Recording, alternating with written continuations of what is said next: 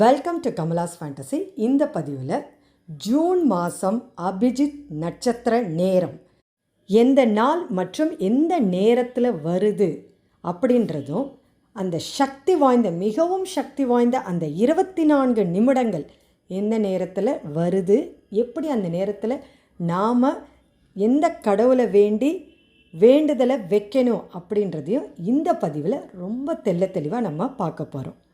So இந்த வீடியோவை எங்கேயுமே ஸ்கிப் பண்ணாதீங்க. இந்த வீடியோ சப்ஸ்கிரைப் பண்ணாமல் பார்க்குறவங்க சப்ஸ்கிரைப் பண்ணி வைங்க. பக்கத்தில் வர பெல் ஐக்கான் கிளிக் பண்ணுங்கள்.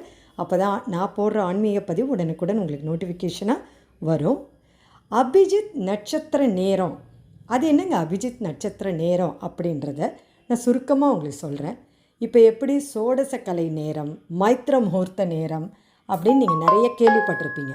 இந்த மாதிரி நேரத்தில் இதெல்லாம் ஒரு சூட்சுமமான ஒரு நேரம் அப்படின்னே சொல்லலாம். ரொம்ப சக்தி வாய்ந்த நேரம். அபிஜித் நட்சத்திர நேரம் எப்போ வரும் அப்படின்னு நீங்கள் பார்த்தீங்கன்னா, மாதத்தில் ஒரு தடவையோ அல்லது 2 தடவையோ தான் வரும். மோஸ்ட்லி பார்த்திங்கன்னா ஒரு தடவை தான் வரும். இந்த நேரத்தில் ஒரு சக்தி வாய்ந்த 24 நிமிடங்கள், அந்த நிமிடத்தில் நாம் என்ன வேண்டுதல் வைக்கிறோமோ கண்டிப்பாக அந்த வேண்டுதல் நடக்கும். அது மட்டும் இல்லாமல் பார்த்திங்கன்னா, நம்ம நிறைய விஷயம் ரொம்ப நாளாக வீடு கட்டணும்னு நினைப்போம். வீடு கட்ட முடியாத சூழல் நமக்கு வரும். அது மட்டும் இல்லாமல் கடன் பிரச்சனையில் தவிச்சிக்கிட்டு இருப்போம். நிறைய பேர் என்ன பண்ணுவோன்னா, இந்த பணத்துக்காக, அதாவது பண பிரச்சனை, வீட்டில் வறுமை இருக்கும்.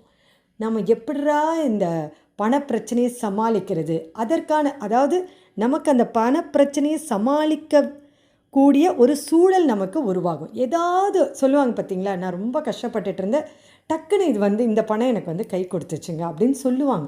இதெல்லாம் ஒரு அதிர்ஷ்டம் அப்படின்னு சொல்லுவாங்க. அதிர்ஷ்டம், சில பேர் அதிர்ஷ்டத்தை நம்ப மாட்டாங்க. ஆனால் உண்மை என்னென்னா, கண்டிப்பாக இந்த மாதிரி அதிர்ஷ்டத்தை உண்டாக்கக்கூடியது அப்படின்னு கூட நீங்கள் எடுத்துக்கலாம். பல பிரச்சனைகள் நமக்கு தீரும். இந்த மாதம், அதாவது ஜூன் 2025 அபிஜித் நட்சத்திர நேரம் எந்த நேரத்தில் வருது அப்படின்னு நம்ம இப்போ பார்த்துடலாங்க. ஜூன் மாதம் பார்த்திங்கன்னா 15ஆம் தேதி, அதாவது ஜூன் 15, ஆணி 1 தேதி, ஞாயிற்றுக்கிழமை அன்றைக்கி வருதுங்க. ஞாயிற்றுக்கிழமை எந்த நேரத்தில் வருது அப்படின்னு நீங்கள் பார்த்தீங்கன்னா, நள்ளிரவு நேரத்தில் வருது.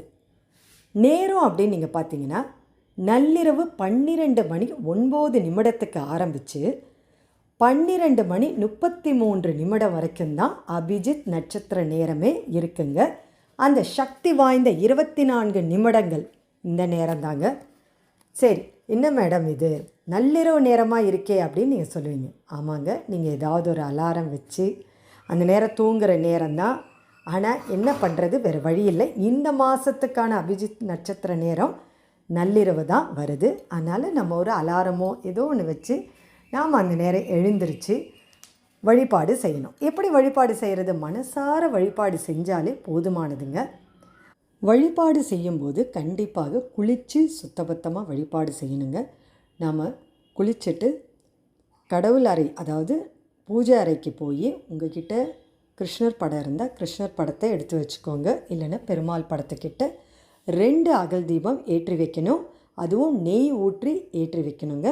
அதுக்கப்புறம் 1 டம்ளர் சுத்தமான தண்ணீர் வச்சுட்டு நீங்கள் உங்கள் வழிபாடை மேற்கொள்ளலாங்க.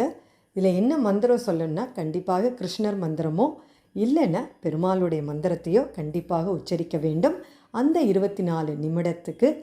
அது மட்டும் இல்லாமல் வேறு எந்த சிந்தனையும் உங்கள் மனசில் இருக்கவே கூடாது. வேறு எந்த நினைப்பும் இருக்கக்கூடாது. கடவுளை மட்டும் நம்ம தியானம் செய்து நம்மளுடைய கோரிக்கைகளை வைக்கணுங்க.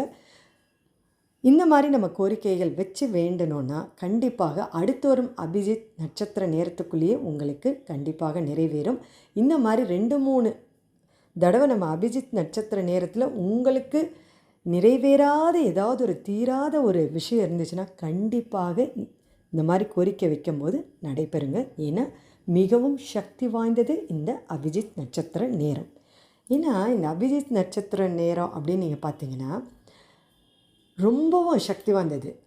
எப்படின்னு நீங்கள் பார்த்தீங்கன்னா, நமக்கு தெரிஞ்சது 27 நட்சத்திரங்கள். ஆனால் 28 நட்சத்திரங்கள் அந்த காலத்தில் இருந்திருக்குங்க. அந்த 28வது நட்சத்திரம் தான் இந்த அபிஜித் நட்சத்திரம். இது நம்ம கிருஷ்ணரால் மறைக்கப்பட்ட ஒரு நட்சத்திரம் அப்படின்னு புராணங்கள் சொல்லுதுங்க. அவ்வளோ ஒரு சக்தி வாய்ந்தது. ஏன் அவர் மறைச்சார் அப்படின்னு நீங்கள் பார்த்தீங்கன்னா, கெட்டவங்க கையில் இது போச்சுன்னா இந்த நேரத்தை பயன்படுத்தி கெட்டதை வழி நடத்துருவாங்க அப்படின்னா அவர் மறைச்சி வச்சது. அதனால் நல்ல செயல் எதுவாக இருந்தாலும் இந்த நேரத்தில் நம்ம வேண்டணும், நம்மளுடைய கோரிக்கைகளை சொன்னோன்னா கண்டிப்பாக நிறைவேறும். இது அந்த காலத்தில் இருந்திருக்கு. அதுக்கப்புறம் நம்ம கிருஷ்ண பரமாத்மா மறைச்சி வச்சனால இது அப்படியே போயிருக்கு.